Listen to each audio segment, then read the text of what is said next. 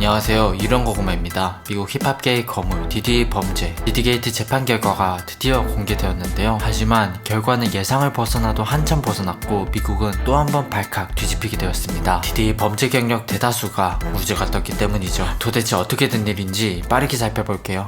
먼저 디디는 앞서 설명해드린 영상처럼 광범위한 성매매 조직을 운영한 혐의로 기소되었습니다. 여기서 디디는 총 5개의 혐의를 받고 있었는데요. 조직범죄 공모 혐의 1건, 전 연인 캐시와 가명을 쓰는 제인이라는 여성에 대한 성매매 혐의 각각 1건으로 총 2건, 그리고 이 두 피해자를 성매매 목적으로 인신이동시킨 혐의 2건, 이렇게 총 5건의 혐의를 받았는데요. 그 충격적인 재판 결과는 이래요. 조직범죄 공모 혐의 무죄, 성매매 혐의 무죄, 그리고 오직 성매매 목적의 인신이동 혐의만 유죄가 뜬 초유 사태가 발발했습니다. 첫 번째 혐의인 조직범죄 공모 혐의부터 살펴볼게요. 이 혐의 중에서 가장 중대한 건 조직범죄 공모 혐의로 이 혐의로만 유죄가 된다면 디디는 최대 종신형까지도 가능한 상태였습니다. 이 혐의에 대해 알아보려면 먼저 조직범죄 공모, 즉 리코법에 대해 알아야 합니다. 폭력 및 부패 조직에 관한 법률 리코법은 본래 마피아와 같은 조직범죄 집단을 처벌하기 위해 1970년에 제정되었는데요. 이런 조직범죄는 개별범죄로 처벌하기가 어렵기 때문에 조직 자체를 하나의 범죄단체로 보고 일정 기간에 걸쳐 반복된 범죄를 했을 시 이를 처벌할 수 있게 하는 법률입니다. 그래서 특정 범죄가 공동의 목표를 위해 일어났다는 것만 입증되면 직접 범죄에 가담하지 않더라도 다수를 한 번에 기소할 수 있게 되고, 또 부하들에게 모든 책임을 떠넘기고 법망을 요리조리 피해가던 조직 수장도 잡아들일 수 있게 되는 법안인 것이죠. 리코법은 단순히 마피아와 같은 조직뿐만 아니라 기업의 부정거래, 자금 세탁, 뇌물수수, 선거 개입 등이 모두 해당하는 것이라 갱단뿐만이 아니라 명문대로 나온 화이트 칼라 직종과 월가 금융 거물들에게까지 적용되어 부실 채권 판매, 금융사기와 같은 범죄도 줄이는데 큰 역할을 하기도 했습니다. 그리고 영떡과 YSL 레코즈도 리코법으로 기소되어 길고 긴 재판 과정을 겪기도 했죠. 검찰 측에서 디디가 이 리코법을 위반했다고 보는 건 디디가 혼자서가 아닌 측근들과 함께 장기간에 걸쳐 성매매, 납치, 약물 투약, 증거인멸 등의 범죄를 조직적으로 행했다는 점이었습니다. 그리고 이러한 범죄는 특히 프리거프라고 불리는 여성들이 남성 에스코트와 관계를 맺는 파티에서 일어났다는 것이죠. 하지만 디디 측 변호사는 이 혐의를 근본적으로 잘못되었다고 주장했는데요. 리코법은 조직성과 반복성을 입증해야지만 적용될 수 있는데 범죄 피해자인 캐시가 그런 디디의 직원들이 범죄 현장에 있었다고 생각하지 않는다고 법정 증언하기도 했고, 변호사 측이 디디가 조직적으로 범죄 행위를 하기 위한 어떠한 계획을 세웠다고 보기도 어려웠다고 주장해 리코법에서 무죄 판결이 나게 됩니다. 리코법은 다른 범죄 행위보다도 훨씬 더 높은 수준의 형량이 나오는 법이기 때문에 여기서 무죄가 뜬 것만으로도 디디는 자칫 무기징역까지 갈 수 있었던 형량을 피할 수 있게 되었죠.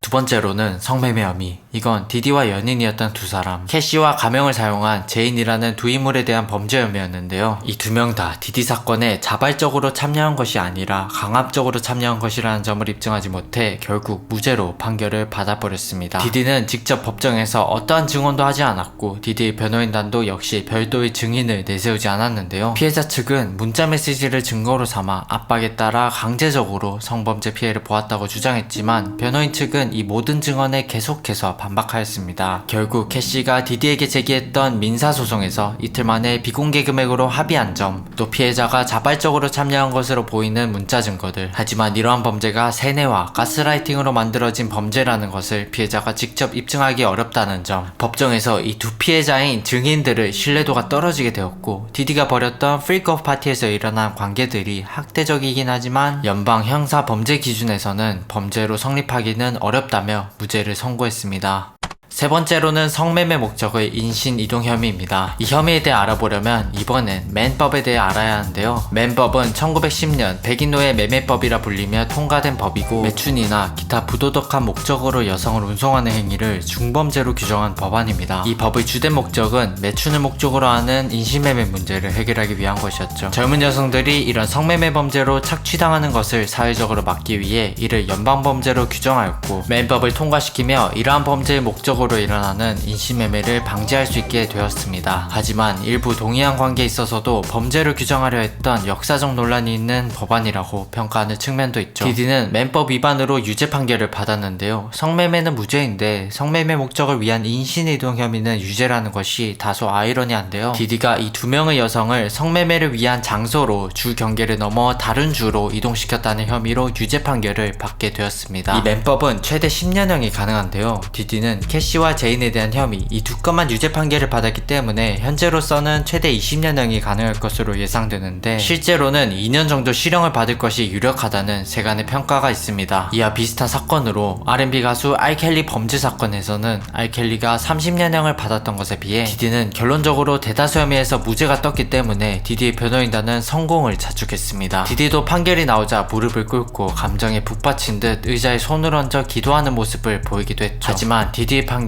이렇게 끝난 건 아닙니다. 10월 형량 선고가 남기도 했고 디디 앞으로 수십 건의 민사소송이 남아있긴 해서 끝은 아니긴 한데 결과가 너무 충격적이라 할 말이 없어지네요. 대중들의 반응은 아니 돈이면 다 되는 거 아니냐며 허탈함을 느끼기도 하고 이번 사건처럼 피해자들이 신고해봤자 아무런 소용이 없는 것이 아닌지에 대한 의문을 들며 미국에서는 여러가지 논란이 일기도 했습니다. 그에 반해 카네라든지 디디를 지지하는 쪽도 있는데요. 디디를 지지하는 대중들은 디디가 괴짜이고 그저 변태인 것이지 이게 불법인 것이냐며 디디에 대한 지지 입장을 밝히기도 했죠. 이번 판결에 대해서 여러분들의 생각은 어떤가요? 댓글로 의견 남겨주세요. 그럼 재판 형량이 나오게 되면 다음 디디 영상으로 찾아오겠습니다. 지금까지 유령고구마였습니다. 또 만나요.